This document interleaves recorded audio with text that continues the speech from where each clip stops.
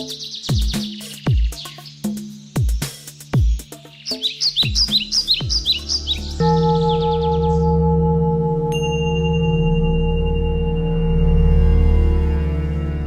the aftermath of World War II, religious leaders began re-examining their role in the peace process. For it seemed clear that in an atomic age, the world would either embrace values that unite all faiths, or there might be no world at all. By 1970, the movement of religious agents for peace had grown large enough to merit a conference in Kyoto with representatives from 39 countries.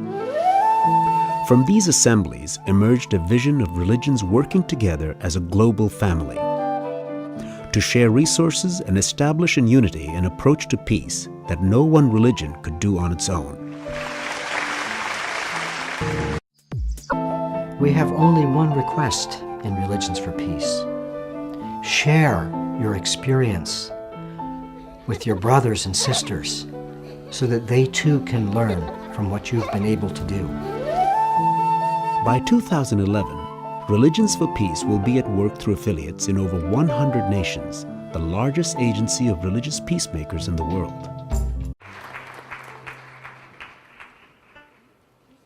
Venerable religious leaders, Religions for Peace International trustees and partners, how fortunate we are all to have you, Mr. High Representative, with us.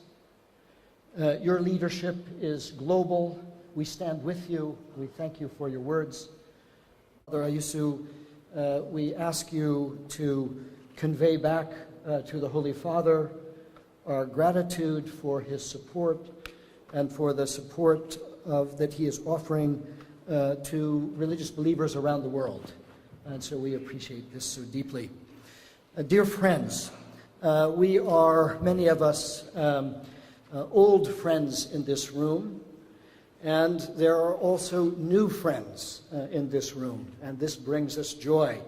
And I see you, Sheikh Bembeya, as one of our new friends, even though you feel like the oldest of friends for us, and many others as well. And let me offer 3 points for our consideration. First, points with us. First, peace is positive. Each person here knows that for his or her religion, peace is supremely positive. So supremely positive that religious believers are willing to sacrifice themselves for others out of love and compassion. We recall Hindu Mahatma Gandhi fasting, then losing his life. We recall Jewish rabbis Abraham Herschel and Maurice Eisendrath, locked arm in arm with African Americans in their captivity. We recall Pastor Dietrich Bonhoeffer, hanged for standing against the obscenities of Nazism, and Mother Teresa, large and small, out of their supremely positive visions of peace. The lesser good is willingly surrendered for the greater good, or the supremely good.